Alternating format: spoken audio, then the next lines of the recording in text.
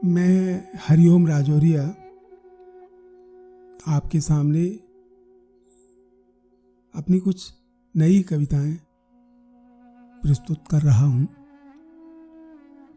सबसे पहले जो दो कुछ लंबी कविताएं हैं, ये आज के निजीकरण के दौर में जो बेरोजगार इंजीनियर हैं उनके लिए ये दो कविताएं हैं। इनसे मैं आज के अपने कविता पाठ की शुरुआत कर रहा हूँ। पहली कविता का शीर्षक है विश्वकर्मा जयंती। पैकेट की सारी अगरबत्तियों को एक साथ जलाकर उसने वातावरण में खुशबूदार धुआं फैला दिया। फिर एक एक मिठाई का टुकड़ा खिलाया सबको। महाराज विश्वकर्मा का जयकारा हुआ और सारे लड़कों को काम पर निकाल दिया। कंपनी को मिला है सड़क बनाने का ठेका। नए नए लड़कों को भी मिला है नया काम। सुदूर दक्षिण से आया है इंजीनियरों का नया दल। दल में असम, बंगाल, उड़ीसा जैसे प्रदेशों के भी कुछ लड़के शामिल हैं। ये हिंदी भले ही ठीक से ना बोल पाएं, पर हिंदी भाषी मालकों के गुस्से और गालियों से इनका नज़दीकी परिचय है। ये जो उड़िया लड़का है शांत सड़क बनाते बनाते सड़क जैसे ही रंग का हो गया। विश्वकर्मा जयंती मनाने और प्रसाद प्राप्ति के बाद सीधा काम पर आकर खड़ा हो गया, पर कुछ कुछ गुस्से में जान पड़ता है। हालांकि इस मूलहीन गुस्से और खींच की कदर करने वाला कोई नहीं इस बियाबान में। घृणा अनेक स्तरों पर छन छन कर सुशांत के चेहरे पर दिखाई पड़ रही है। इन लड़कों को नौकरी जैसा कुछ मिला है। होने को ये इंजीनियर कहलाते हैं। पुराने हो नहीं पाते कि पुराने होने से पहले इन पुरानों से और ज़्यादा सस्ते लड़के कंपनी में काम पर लगा दिए जाते हैं। इनके पिता अपने जानने वालों को इनकी सैलरी पैकेज के बारे में बताते होंगे। इनमें से ज़्यादातर ने बैंक से कर्ज लेकर निजी इंजीनियरिंग कॉलेजों से महंगी डिग्रियां हासिल की हैं। एक कंपनी से दूसरी कंपनी में छलांग लगाते हुए इनके भीतर कहीं ना कहीं कुछ टूट जाता है। काम ठोक कर और पैसा रोक कर देने वाली इन कंपनियों के पास नौकरी छोड़ते वक्त 2 से 3 महीनों की सैलरी का पैसा अटका ही रह जाता है। दिल बड़ा रखने के अलावा कोई विकल्प नहीं होता इन लड़कों के पास। पहले जब इंजीनियर शब्द कानों में पड़ता तो इनकी स्मृति में पुराने नोटों पर छपा भाखड़ा नंगल बांध का फोटो कौन जाता। यहाँ आकर ये अपने आप को ही भूल गए अपनी उम्र, भूल गए जीवन का आवेग। इनका कोई चेहरा तो नहीं, हाँ, पर एक पदनाम जरूर है।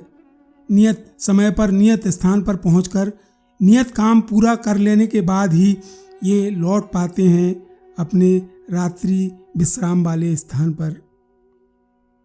कहने को आप चाहो तो कह सकते हो इन्हें भारत का भविष्य, पर फिलहाल इनके सामने है आवारा पूंजी से निर्मित निजी लाभ पर केंद्रित एक कंपनी का भविष्य।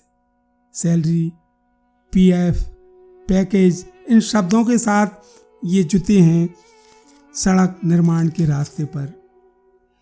एक आदमी 1000 किलोमीटर दूर बैठा करता रहता है इनका संचालन। इन्हें कंपनी के व्हाट्सएप समूह में प्रश्न चिन्ह पर प्रश्न चिन्ह मिलते हैं। आज 700 मीटर कंक्रीट होना था, कितना हुआ? 3 बज रहे हैं और सिर्फ 400।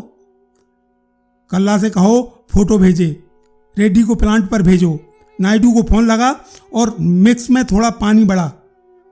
आगे सफाई पर कौन है? हरामखोर, तुम्हारे बाप का पैसा है। जॉइंट में इतना लोहा मत डाल, सफ़ेद हाथी पाल रखे हैं हमने, खाते हैं और लीद करते हैं पर काम नहीं करते।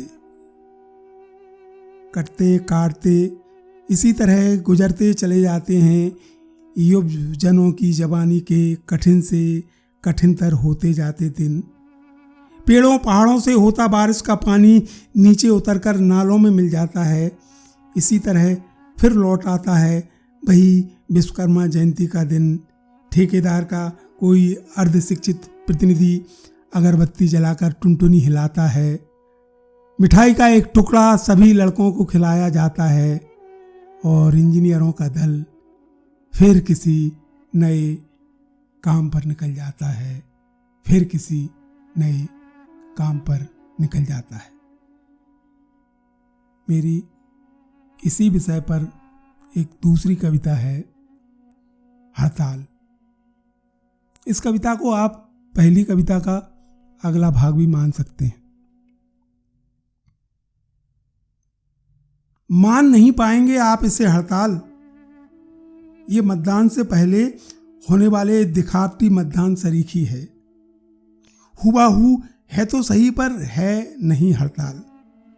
न पूर्व सूचना, न मांग पत्र, न ज्ञापन, न भविष्य की कोई चिंता, न आर्थिक असुरक्षा का कोई जतन, बस बनकर रह गया है एक प्रहसन प्रतिवाद का, प्रतिरोध का, अपने होने का। लड़के आपस में फुसफुसाते हैं हड़ताल। दसों दिशाओं में फैल जाता है एक शब्द, हड़ताल हड़ताल हड़ताल। बंद हो जाता है सड़क का काम, रुक जाता है हर चलता हुआ पहिया। नियत सोने के स्थान पर चले जाते हैं लड़के। काम का, खाने का, कंपनी की मोबाइल सिम का बहिष्कार बहिष्कार बहिष्कार। मालिकों के मालिक भाईबंद कारिंदे बड़बड़ाते हैं। अंग्रेजी में इन सूटधारी लोगों को कहा जाता है कंपनी मैनेजमेंट। मैनेजमेंट पहले गालियों की बौछार करता है, फिर काम की गति मुनाफे का हिसाब लगाता है। किसका कितना चढ़ा है पगार का पैसा, हरामखोरों में 2-4 महीने का सब्र नहीं। देश हित में, देश के विकास में काम करने वाली कंपनी के साथ कंपनी का कौर तोड़ने वाले, कंपनी का खाकर कंपनी की थाली में छेद करने वाले इतना नहीं सोच पाते कि कहाँ भागा जा रहा है पैसा। इतनी बड़ी कंपनी में इतने ओछे लोग।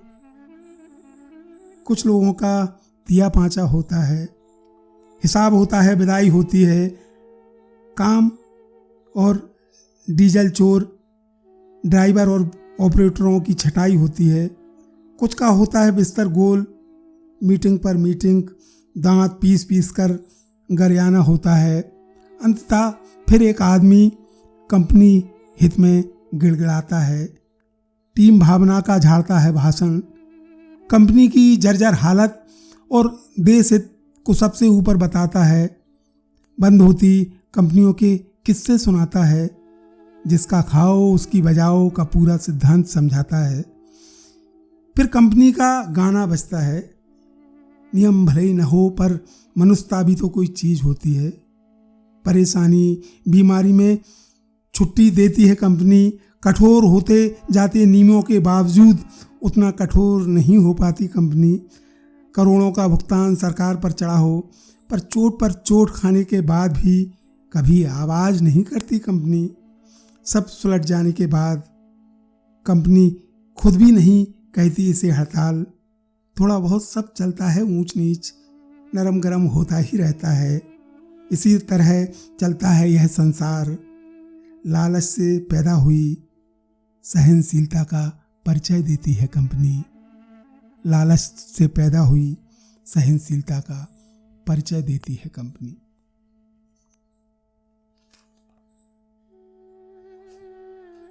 मेरी अगली कविता है लक्ष्मी। स्कूल तो चली जाना, पहले भजियन डारी कड़ी बनाओ। लाल धधकते दिए से कड़ी में बघार लगाओ। फिर रोटियों की जेठ बनाओ, खाना परसो। जाओ थोड़ा नमक ले आओ। चूल्हे के पास धरी दियसलाई उठा लाओ। हैंडपंप से 4 डिब्बा पानी भर दो। काम निपट जाए फिर जी भर कर पढ़ो। अब किताब धर दो, झाड़ू उठा लो। दाल बीनो, दूध जमा दो। डलिया भरी राख घूरे पर फेंकाओ। देहरी पर बैठे कुत्ते को भगाओ। तुम्हारे होने से घर का होना है। सीना पिरोना लीपना ढिक देना है। झटकारना बुहारना फटकारना, छोटे भाई बहनों को पुचकारना, तेज धार में बहते चले जाना। कीक मारकर नहीं, धीरे धीरे सुबकना। समय मिलते ही पाठ याद करना। 2 घरों में उजियारा जो करना है। रोना झींकना गिड़गिड़ाना है। मन की बात मन में छुपाना है। उपवास करके आरती गाना है। होम लगाकर टुनटुनी हिलाना है। एक सुकोमल सुंदर स्त्री जैसे रंगीन कैलेंडर में मंद मंद मुस्काते भगवान विष्णु के पैर दबाती है और पैर दबाते दबाते एक दिन तस्वीर में तब्दील हो जाती है। पैर दबाते दबाते एक दिन तस्वीर में तब्दील हो जाती है। अगली कविता का शीर्षक है मनुष्य। एक शब्द हिंदू लिखते लिखते अचानक हाथ रुक जाता है। अब मैं मनुष्य लिखना चाहता हूं। होने को मेरा नाम हरिओम है और मैं हिंदू हूं, पर अब इससे ज़्यादा और हिंदू होने की आकांक्षा नहीं है मेरे भीतर। ज़्यादा हिंदू होने के लिए किसी से नफरत करनी पड़ेगी, इसलिए इतिहास के पचले में ही नहीं पढ़ना चाहता।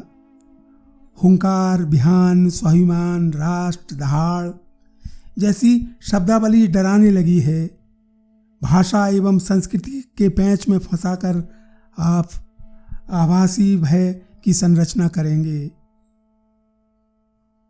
और एक दिन दंगाई बना देंगे मुझे, और एक दिन दंगाई बना देंगे मुझे। अगली कविता है मूर्ति। मूर्तियां तो लगती ही रहनी चाहिए, 300 रुपए की हो या 3000 करोड़ की। सुंदर सुंदर मूर्तियां बनती रहें। चेहरा मोहरा भले ही ठेठ देशी हो, पर मूर्ति निर्मित की कला में मूर्ति के देशी होने का आभास न हो। कलाकर्म की आड़ कुछ इस तरह ली जाए कि किसी की राष्ट्रीय भावना को ठेस ना लगे। मूर्तियां तो लगती ही रहनी चाहिए। मूर्ति की क्षीण मुस्कुराहट में वीरता का भाव आना चाहिए। आकार हो इतना ज़्यादा बड़ा कि राजनीति की विचारहीनता का खालीपन मूर्ति के आधार की ईंटों के नीचे ही दब जाए। मूर्ति बने तो मूर्ति जैसी ही बने, इतनी विशाल हो प्रतिमा कि इसकी विराटता आसानी से देश की दीनता को छुपा ले। मूर्तियां तो लगती ही रहनी चाहिए। हर जाति के चिन्हित देवताओं की काली काली चट्टानों को काटकर रक्त रंजित लाल लाल शिलाओं को तराश कर पिघली धातु के तप्त आंसुओं से तैयार होनी चाहिए बहुउद्देशीय मूर्तियों की एक श्रृंखला। मूर्तियां तो लगती ही रहनी चाहिए। इनकी लगे या उनकी लगे, चुन चुन कर लगे, यहाँ लगे वहाँ लगे, जहाँ लगी ना हो वहाँ जरूर लगे, कहीं कुछ होने का पता ही ना चले।